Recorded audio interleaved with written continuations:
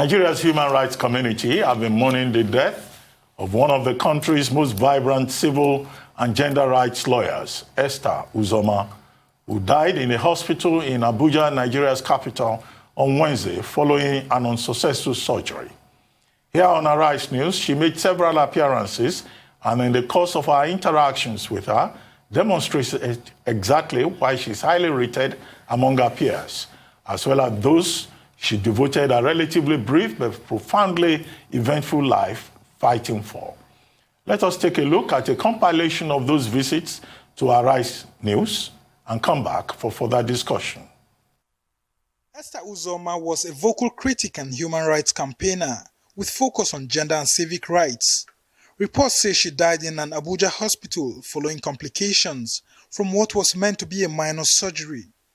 A lawyer by training, Uzoma was the chair of the Nigeria Civil Society Situation Room, a coalition of civil society groups working in support of credible and transparent elections in Nigeria. She was also the national coordinator of the Proactive Gender Initiative, PGI. As we are now in the public court, let the public judge. But eventually, when it comes to a court of law, and you subject it to very strict, rigorous evaluation of evidence, the question will be asked, beyond your statements, what do you have to establish these allegations? What? My sympathies are with Joy. But in all my 20 years, about 20 years of law practice, timeless reportage of events like this is always a factor. A regular feature on Arise News and other television channels, Uzoma canvassed gender rights with focus on empowering women economically and politically, especially during the ongoing COVID-19 pandemic, which she opined had hit the female gender the most.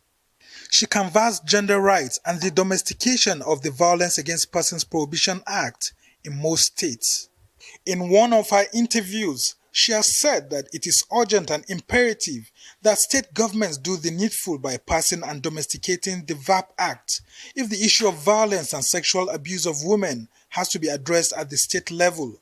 Most abusers walk away because at the state level, there are no far-reaching laws to deal with the cases of abuse, violence and sexual exploitation of women, including minors. Her last public appearance was at the Electoral Act Amendment Joint Public Hearing by the National Assembly, held in December 2020.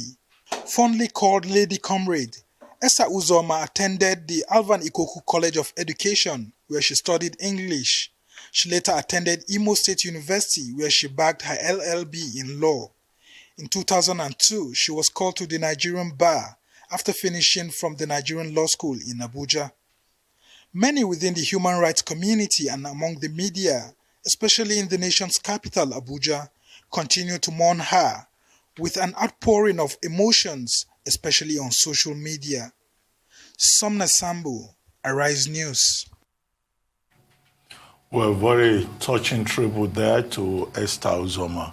Well, I'm sure the three of us will recall her, will remember her quite fondly, because we've had cause to interview her on this program. Maybe Rufai, you want to first comment on her? Thank you so much, Dr. Abati. She was just a sweetheart.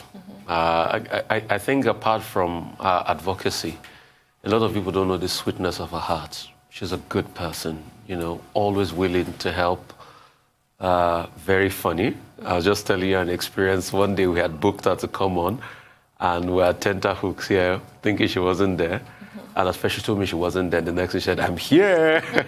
That's the kind of person. Her smile, bubbly radiance. She's always smiling, always happy. And the fact that she loved feedbacks. I remember we'll finish with her on the air sometimes. She'll be like, "How far? How did it go?" And I'm like, "Yeah, great, you did well." She was always somebody constantly willing to help. For me, yes, this is a public life we celebrate. But for me, it's the grace of her personality I had encounter with. And for me, the moments I'll cherish the most were the times we talk on the phone after a show, not after we saw her do her thing on the air, but was for the moment that made her Esther. And that's away from the public layer, kindness, the fact that she can make a joke where there's a lot of pressure and the fact that she just, wants everybody to be happy. For me, that's what will rest with me. Well, I think more importantly, she was a strong voice for gender equity, for gender equality, for the empowerment of women, for justice and fairness. In some of those interviews we had with her, we had to talk about electoral reform. And in fact, one of our last public outings on December 10 was her appearance at the National Assembly for a hearing on electoral reform for Nigeria, which was something that she was, committed to and quite outspoken about. And as the convener of the Civil Society Situation Room, she often obliged us anytime we wanted her to comment on elections or what could be done to deepen the democratic process in Nigeria. Now, through the Girls Initiative, she provided opportunities for young women, and she pushed the agenda of inclusion within society. What I like about her was her forthrightness. Anytime she came on the program, her energy level was consistent from the beginning of the conversation till the end. You could see that she was very passionate about what she does and what the role of civil society should be in holding government accountable and standing as that necessary interface between society and government. And I think, as we mourn her and celebrate her at the same time, it's also an opportunity to say that the example that she represents is a positive example for society. We have many of these Amazons in our society today. Aisha Yusufu, Obiese Kwesili, a long list, of civil society activists, Deji Adeyonju, area father, that's Charlie Boy, Charles Okuta Jr.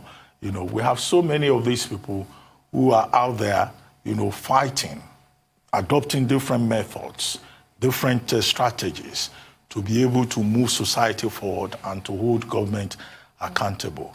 And we can only pray that our tribe should continue to multiply. Because you recall that wherever Nigeria is today, the civil society played a major role. A number of people say, well, the role of civil society is diminishing and civil society is not as vibrant as it was. Well, that is not true. In the struggle against military rule, yes, civil society was quite very vibrant then, with Olisa Agbakoba, Patutome, and Professor Wole Soyinka, Papa Ibrahim Adesanya, and the whole of that community leading the struggle for democracy. Now, after 1999, there was some kind of relaxation within the civil society community. The civil society groups wanted to give the new leaders a chance. But by before 2007, civil society was back, and it has remained very vibrant since then. And some of the new stars within that community that emerged turned out to be Esther Uzoma, and she was one of the most dedicated, one of the most determined, one of the most focused. I mean, she has died prematurely, and it's quite sad. It looks like death is on rampage in our society at this time. If it is not COVID-19, it is a road accident. If it's not road accident, it is banditry or kidnapping, or it could be, as was the case in this instance, a failed surgical operation. But whatever may be the case, the fact that she will continue to live on in the memory of those who were privileged to encounter her and share out of her humanity is enough consolation and indication that she lived a good life, a life of service, a life of purpose. And, we hope that others will emulate her example and that members of the Civil Society Situation Room will continue from where she dropped the baton. And they should take steps to see how she can be immortalized. The Nigerian civil society has enough capacity to immortalize its own heroes. Because if you expect that it's government that will immortalize her, government will never get around to it because government sees people in civil society as enemies. Whereas for the people of Nigeria, it is people like this who are the real heroes because they are the people, people like Esther Uzoma who help the people of Nigeria, the disadvantaged people of Nigeria, to focus on the big issues that can move our society forward. I mean, what can I add to all of that? She was an interviewer's delight. From my first encounter with her, I think my first interview with her was during the 2019 elections, general elections, and was the Rivers elections in particular. And she spoke against militarization. You know, she was very outspoken, very cerebral. And there's no one like Esther Uzoma. I can say that for sure and for free.